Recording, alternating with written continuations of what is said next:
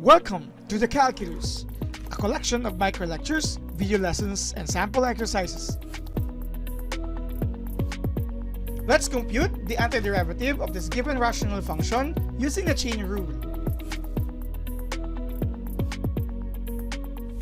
So this same example will also be used in another video, next video after this one, using the substitution rule. So we're going to compare both of them. But generally, you have here the integral of 3 over, you have your function 4 minus 2x cubed dx. Okay, so we're going to use the chain rule for this. Before we use chain rule, of course, we need to show that this is a composite function. So we can write it in this manner: the integral of 4 minus 2x raised to 3 dx. And then we have the constant multiple 3 moving out. You have 4 minus 2x cubed dx. And yes, from this we can actually guarantee that this function can be written as a composite function, where your f of g of x is the same function 4 minus 2x raised to 3. Our f of x there is simply the outside function x cubed, and your g of x is actually your 4 minus 2x. Okay, so with that, we can now use the chain rule. Take note that the chain rule tells us that if we have the integral, of course, let's try to isolate first the integral form. Of course, we have the 3. We know that there is a constant 3 outside. But for the integral of your composite function, we're going to insert here g prime of x for our dx before we can claim the antiderivative of the outer function f, sorry for that, let me use bracket, f of g of x plus c.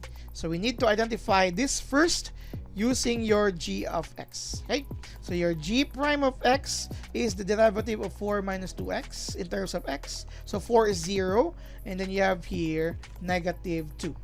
Again, it's negative 2 because this is negative 2x. Please make sure to properly use the signs. Again, if this is plus 2x, so that's plus 2. But since it's minus 2x, we have negative 2.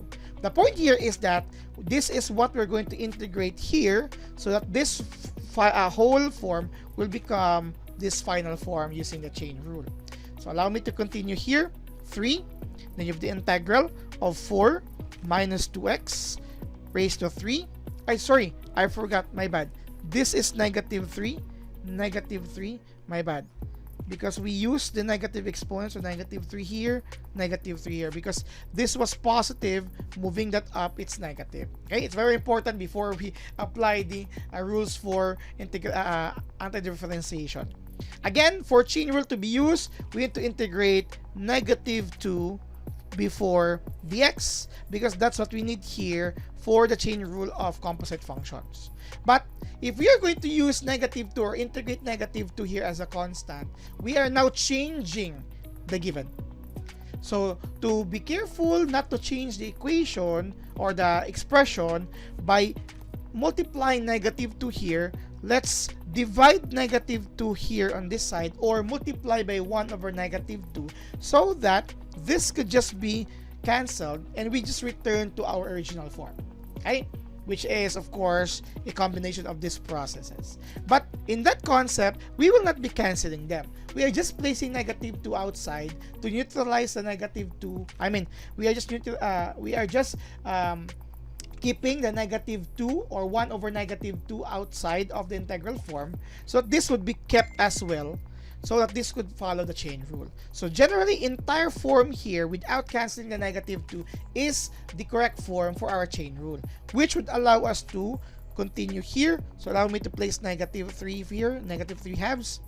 We have since this is now good, so this is now the antiderivative of this form, and this form actually follows this rule, the power rule, the integral of x to the power of n dx, which is actually x to the power n plus 1 over n plus 1 plus your c, where n is obviously not -1, it's -3. But your x here would be this form. Okay? That entire expression g prime of x. So basically, your form here is times. You will have 4 minus 2x -3 plus 1 over -3 plus 1 plus c. Okay? So we're treating this as one form. So simplifying that, you will have here, sorry for this, -3 halves. So you have here 4 minus 2x, -2, -2 plus c. Multiplying the constant for the first term, so negative times negative becomes positive 3/4. 4 minus 2x, -2 minus 3 halves c. But then again, it's just generic arbitrary constant, so it's okay to use plus c in general, or leave this later. It's up to you. Since I have written that, let me continue.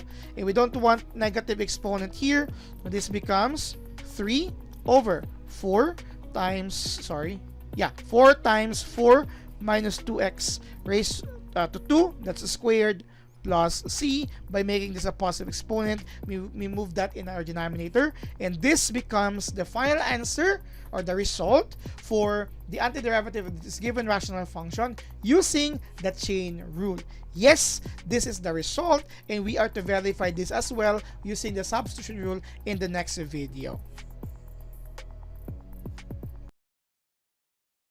So what are you waiting for? Subscribe now!